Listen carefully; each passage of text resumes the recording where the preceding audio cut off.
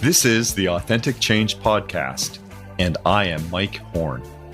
Authenticity reflects what we want from each other and our organizations: open communication, trust, community, fun, and opportunity.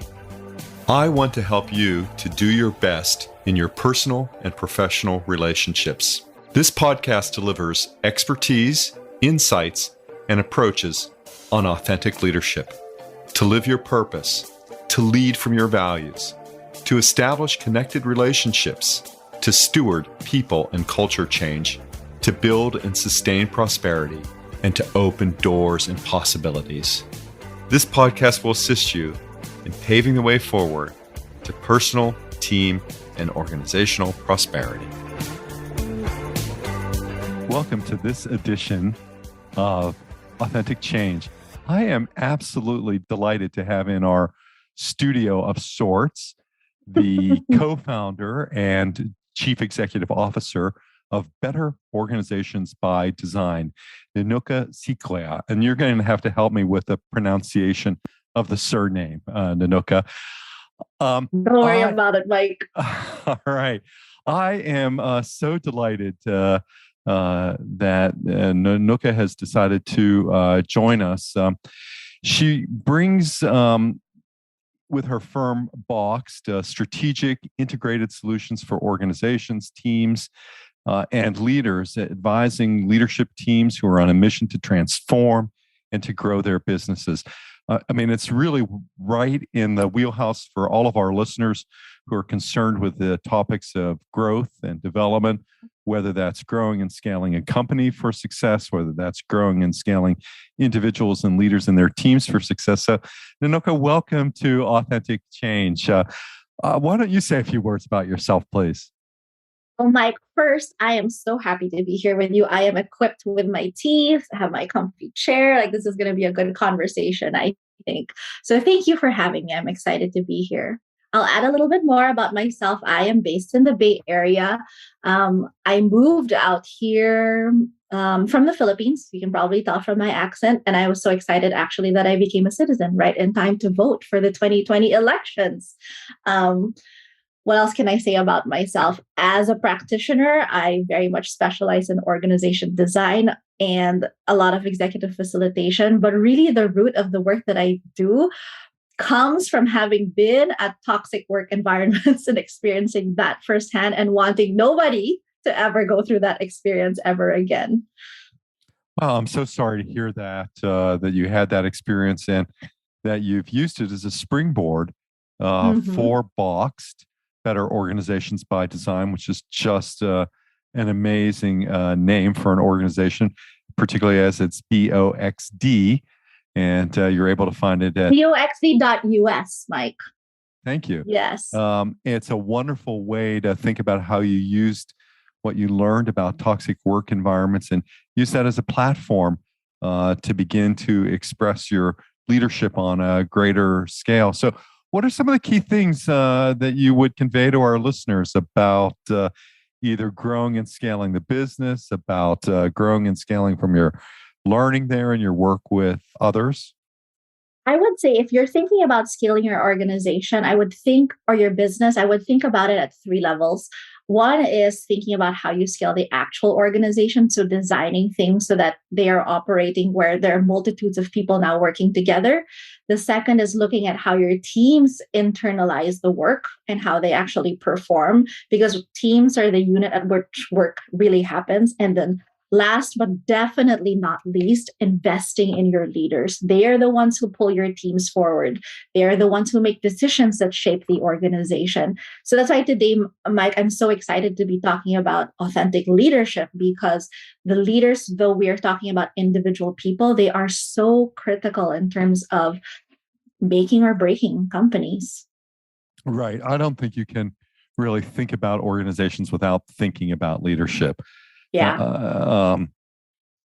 Someone said that organizations have one thing in common, and that is that they all expire at some point. And that was about the only common denominator. I disagree. I think that, that's certainly a reflection of leadership. So I always think when we talk about leadership in culture or leadership in community, that we're really just looking at different sides of a similar coin or same coin?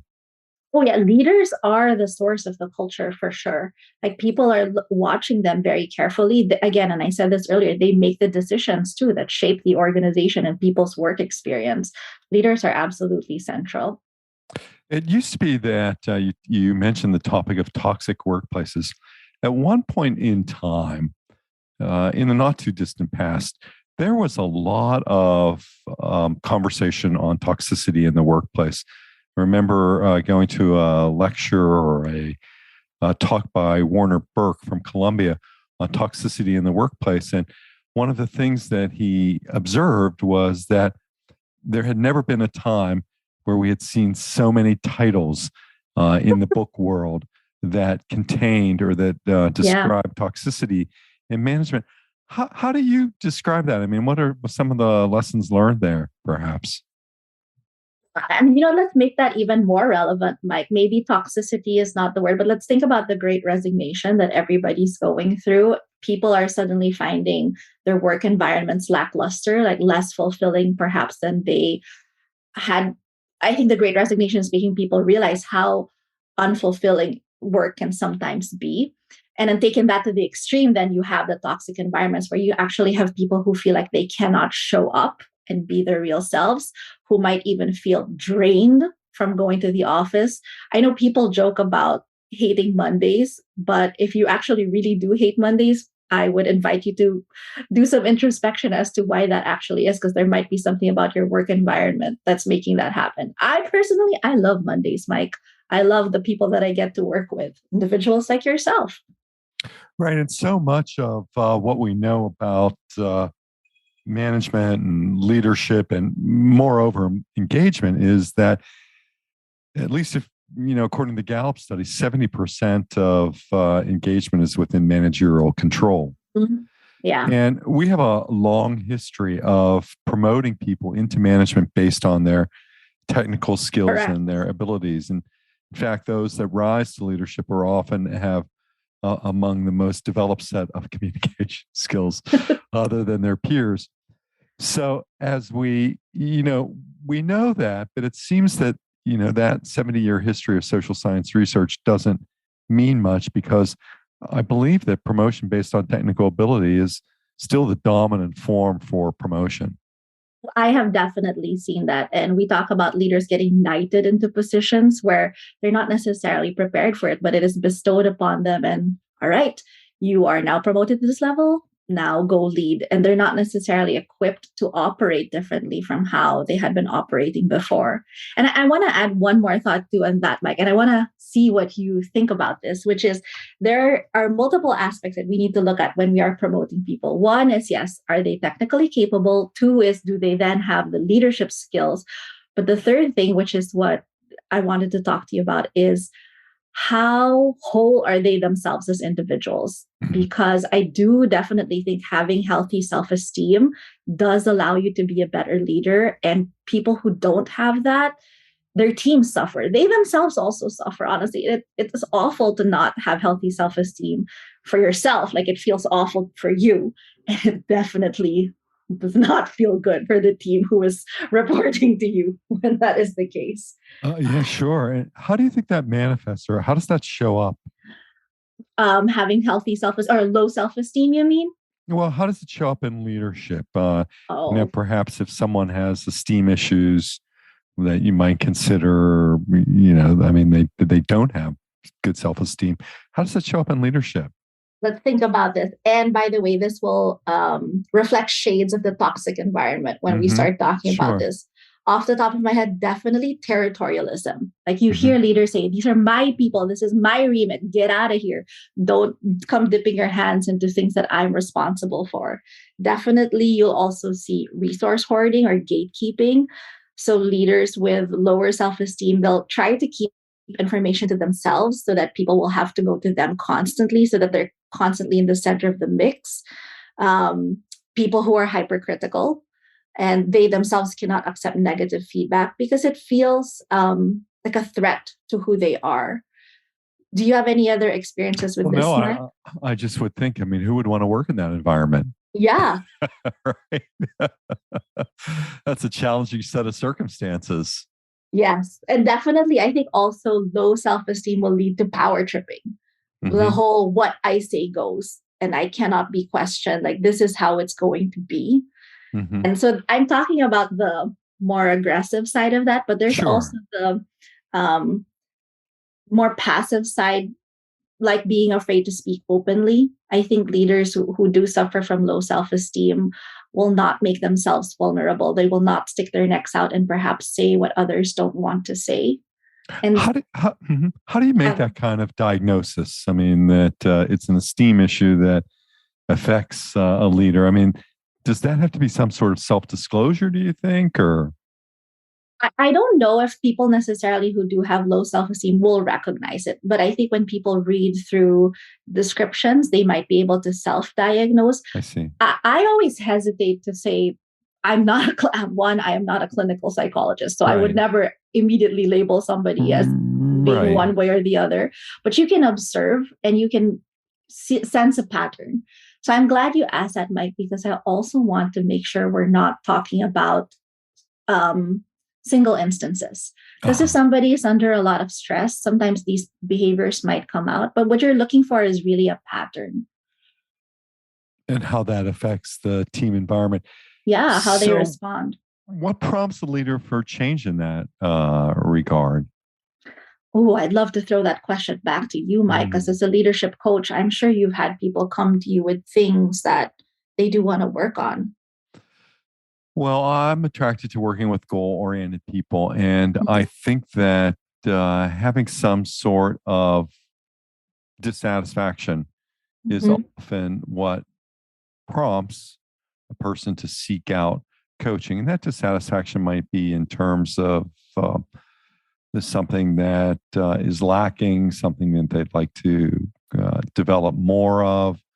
It may have happened because of feedback from colleagues. It may have happened because of a Yes, job loss. Um, and I think it takes a tremendous act of courage, actually, to ask for help. I think so too. And Yeah. to your point, sometimes you need external triggers, a little bit of a wake up call, like feedback from somebody. And I have a whole spiel or like thought around feedback. But one thing I will say is if you're constantly getting the same feedback, perhaps it is time to look inwardly and wonder if there is truth to it. Because sometimes if you get feedback once or twice, it could definitely be situational. But if you're constantly getting feedback, for example, that you have a tendency to do gatekeeping, it is definitely time to look inward. And I would add perhaps one more trigger, Mike, for people to start going on the change journey. Sometimes when people you care about very deeply are hurt by your actions, and that can include your team. I know a lot of leaders do really care about their teams. When you think of how that is impacting them and their hurt can be a driver for you to want to change. Yeah, I think in the best teams, I mean, there is a deep commitment to the personal and professional development of one another. Yeah. And that's what distinguishes sort of, good teams to great teams. For sure. In addition to other variables like a shared mission and purpose and clear decision making and all that sort of good stuff. And back to the topic of self-esteem and thinking about the courage to act on feedback or the courage to respond to change. Where do you think that it originates from the feedback? And what I was thinking about is how do we enable more leaders, more managers to get feedback, to ask for feedback? Because feedback is often seen as this bullet train headed in your direction as opposed to one at which you're at the helm of the ship. How do we get leaders asking for more feedback about themselves? Yes. I think the first thing first, we do this interesting exercise whenever we work with teams around feedback. We ask them, how many of you are comfortable giving feedback? And then versus how many of you are comfortable receiving feedback? And it's so interesting to see where people fall. Most of the time, people have difficulty giving because they feel like they're more open to receiving. But there are definitely some people who it is painful to receive feedback sometimes, Yeah, sure. especially when it's it hits a bone of truth. I think it's painful when it hits truth. The one thing that I would say in terms of getting mindset around before you even start asking for the feedback is one is seeing feedback as a gift. I know that sounds so cheesy, but thinking of you're asking somebody to make themselves vulnerable to share their thoughts with you about yourself. So putting yourself first in the shoes of the other person of how perhaps that might be a little bit intimidating, especially if you're the leader of the team. And then realizing that if somebody's generous enough to give that to you, it is such a gift. I think putting on that mindset that feedback is a gift rather than a criticism of who you are is the first step to getting quality feedback. Of course. And then what do you do with it? I mean, what's step 2 then? Step 2 then is actually even just asking the question. So you could go the route, Mike, of collecting feedback somewhat anonymously. Like you could even do a survey. And for companies that are bigger, some of their engagement surveys might include manager-specific feedback. But I much prefer the personal route, asking somebody. You can do this in a couple of ways. Asking for general feedback, but the more helpful way is asking for specific feedback. So perhaps pointing to a specific situation and asking then if the person that you're speaking to has any feedback about that specific moment or that specific exchange. Yes, it's an issue I think that we often tackle in executive coaching is where is the source of the feedback? Yeah. And I've been thinking about a few of the issues that you've raised. One is 360 feedback. And there is one train of thought or one line of thought that suggests that it's just nonsense from all around, BS from all around. And particularly true, I think, in environments where it's sort of a rote application. Every performance management cycle where you're asking 5 people or 6 people or 7 people for feedback. I'm not saying that it's not useful, but I wonder if it's helpful sometimes. Whereas at certain transition points, moving from individual contributor to team leader, from team leader to vice president or a more senior director, where you might be managing teams of teams. It seems to me that feedback can be really helpful at those points as a person begins to shape his, her, or their leadership. And Mike, let's broaden our definition right now of transitions. So transitions between roles, certainly, but it could also be transitions between versions or states of yourself. So let's think about our coaching clients. They're actively working on changing something about themselves. Getting feedback on specific things that they're working on is extremely helpful because then the feedback is focused. So you know how I said earlier about asking about specific situations? That allows the person you're asking this gift from, you're requesting this present from, is for them to focus their attention on that specific moment and then give you very detailed feedback against that. And yes, I was going to also add that in that moment when somebody is giving you that gift, the only response that we can ever have is to just listen. And perhaps we can ask clarifying questions, but we should never be explaining ourselves to say, oh, I did this because XYZ, because that then almost certainly guarantees that that person is not going to give you feedback again in the future. It's so interesting. I'm working with someone right now on the topics of approachability and accessibility to be more approachable to for their colleagues and the people that they manage, and to be more accessible. And to your point, one of the exercises that we're working on is to stop asking questions. Yeah. So it doesn't turn into an interrogation. No matter how well intended it is for improvement or advancement, it can be a way to shut down some conversation. So focusing on, making statements around listening, it can be a difficult challenge for many. Listening is a very underrated skill. I think people think that listening is easy because they're equating it to hearing, but it is actually quite difficult to still the chatter in your own mind. And sometimes again, going back to self-esteem, the urge to defend oneself, if it is especially something that is a touchy subject. Alan Alda, the actor, he has this Yes. great quote. He says, real listening or true listening is being open to the other person changing you, meaning you're not coming in with a preconceived thought and you're not thinking of what your response is going to be, but you're really opening yourself up to what the other person is saying. I love that quote. Like, who knew Alan Alda was so Yeah. wise? Yes. In so many ways to think about that, in terms of change being that an external event that we often have so little control over, but our ability to handle transitions and to manage transitions, that seems to be what's important. I mean, all that Bill Bridges' work, and it's not so much, as he used to say, it's not so much that we're in love with the past that we can't let go of it, or so afraid of the future that we can't embrace it. It's often how we handle what's in between, what the transitions are. And that not only applies for individuals in transition, but also for organizations and teams in transition. Definitely. Oh, I love that quote, Mike. Let me add another quote I heard recently. Fear is nature's caffeine. Because if you think about that, well, when the fear of the future perhaps is waking you up, making you more alert for all those transition points in between, so that you are then trying to put in your best in that moment because you're so alert.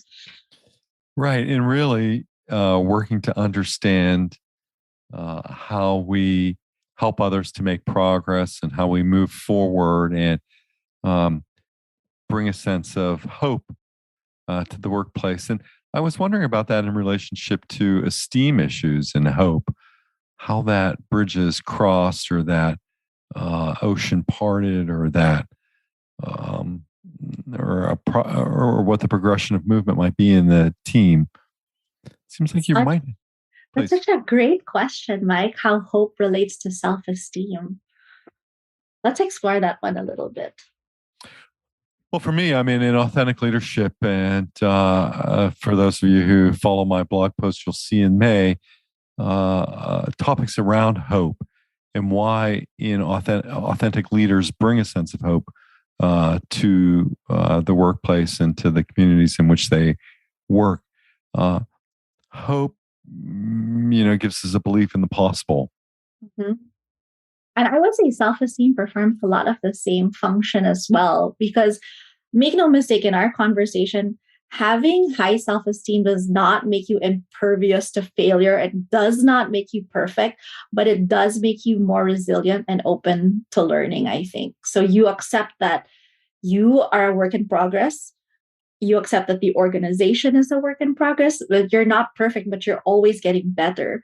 And so that's why I think hope and self-esteem dovetail very nicely, actually. Yeah, that's great. Thank you, Nenuca. It all reminds me of two of my mentors, Edie and Charlie Seashore, and they would often talk about sips and whips in terms of check-ins, our oldest and best technology. But to either comment on self in progress, a SIP, or a work in progress, WIP. So often as a way of getting people connected, maybe doing both in a group setting, to talk about what's going on with you and talk about what's going on at work. Oh, speaking of SIPs, WIPs, and the concept of hope, one of the things I had been researching or reading a lot more about is what happens when a person does have low self-esteem, especially a leader. And I had come across some research that had said there's not much that you can do. Mike, you know me, I'm forever an optimist, and I'm always believing things are possible and people are capable of change. I said, this cannot be true. So a lot of other research says, much more research says, that it is entirely possible to build your own self-esteem. So it's not like you had a lot of bad experiences in your childhood and you're screwed for the rest of your life. Absolutely not. We are not determined by our pasts. So there are ways that people can build their own self-esteem, like tracking their negative self-talk and finding evidence for the contrary. Again, this goes back to the whole work in progress. Like, you are looking for ways to expand your self-view and then continue building yourself on that. Go ahead, Mike. I think there's an underlying characteristic too, and that is that authentic leaders help people. Absolutely. And I don't mean that from a sort of a deficit perspective or that people require your help. I mean, you need to figure out that topic. But to see helping as an assertive act, I mean, given how much courage it takes to perform in the workplace and all of the conditions that you listed out early in our discussion about why leadership is so important in the workplace. And let's think about that too, Mike, where it is an assertive act. It's an active act. It is not a passive action. As an authentic leader, you are lifting other people. You are making space for other people. You are also role modeling by being brave sometimes and exposing parts of yourself that perhaps are not perfect yet, that are definitely still works in progress. The official name of my company, unless you receive invoices from me, you won't know that generally. It's Leadership Acts Inc. And plays on words about how we use our roles, how we act through them. Talks about the need to not only care but to do. Yeah, for sure. And one of the things I wanted to ask you, Mike, and I want to talk about this line a little bit is, do you think leaders have a role in building their team members' self-esteem? Because I know you and I do not believe in having paternalistic cultures where we are treating leaders as parents and then they're the people who report to them as children. I wanted to hear your thoughts on that, Mike. Mm-hmm. People bring so much into the workplace, and I think that organizations and leaders need to create environments that are psychologically safe for people to bring more of who they are to what they do and to bring their best to every situation.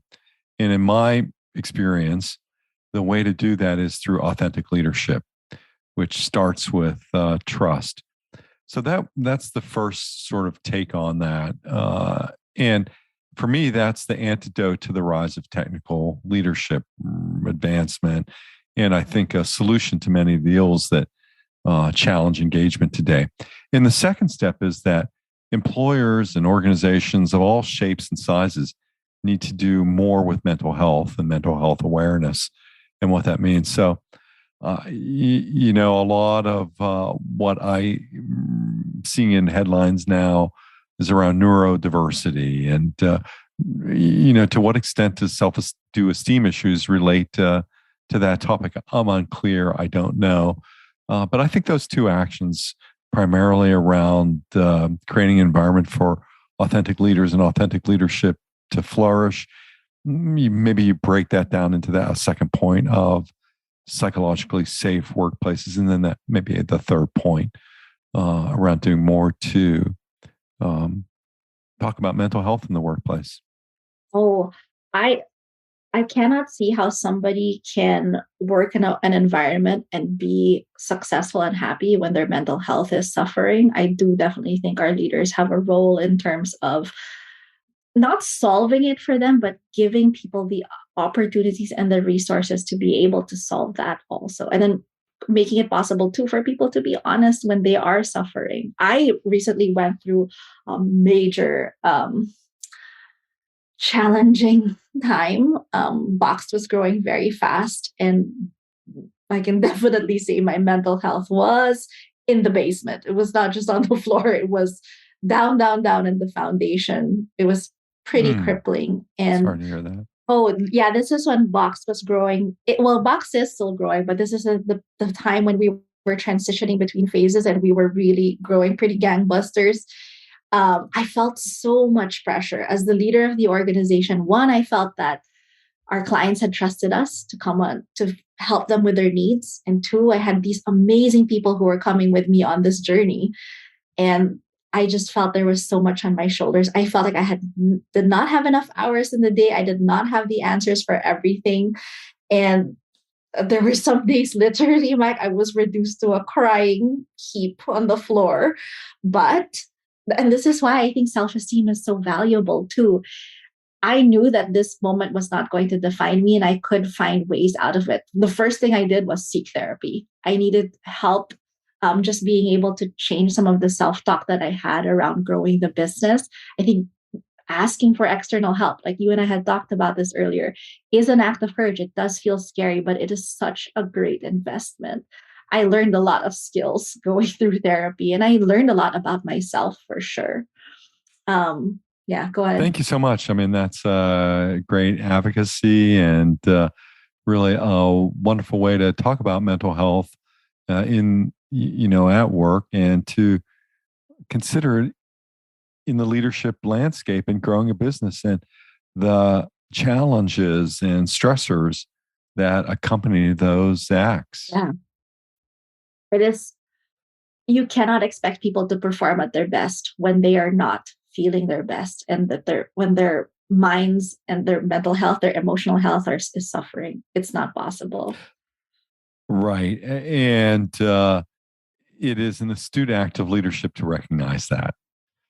Because, more often than not, we're putting efficiency ahead of effectiveness. For sure. And, one of our clients that we're working with right now, one of their company values that I love so much, they talk about pacing themselves for the long run, because they are a fast-growing startup, but they definitely don't want anybody in their organization burning out. They recognize that work is just work, and they want people to be able to pace themselves to be with them for a really long time. Well, that is a happy note, maybe a good place for us to start to wrap up and to think about the importance of values, not only for your personal leadership, for your team, but also for your organization, and to think about the importance of those values in the workplace. Thanks for bringing that up. Nenuca, if people wanted to get in touch with BOX, Better Organizations by Design, BOXD.us, how would they do that other than the website that I've just mentioned? Find me on LinkedIn also. I am probably one of the very few Nenucas that are there. My name is spelled N as in Nancy, E as in Echo, N as in Nancy, Uniform Charlie Alpha, Nenuca. Oh, you know all that short? Yeah, I've had to spell my name so many times. Alpha, Bravo, Charlie, Delta, Echo, Foxtrot. Exactly. That's great. So that's a way that Nenuca says to get in touch with her is NUCA. Just type it into the LinkedIn search bar and she's going to come up when you look for Better Organizations by Design. Or email me at nenuca@box.us. Oh, that's great. I always think it's great to be in touch. And I really appreciate your sharing your experiences, your expertise, your journey, and the topics that you brought to the conversation today, Nenuca. I think they'll help our listeners frame different aspects of leadership and purpose and design in creating a better organization, which is your purpose. I think Better Organizations by Design. Thank you, Mike. It is such a pleasure chatting with you. It's just great. So everyone, until the next episode of Authentic Change, stay well. Thanks for listening, and I hope you'll subscribe today and tell a friend about our show. If you're looking for hands-on help to increase your success through authentic change, or have a question you'd like to hear me answer here, please email me at mike@mike-horne.com.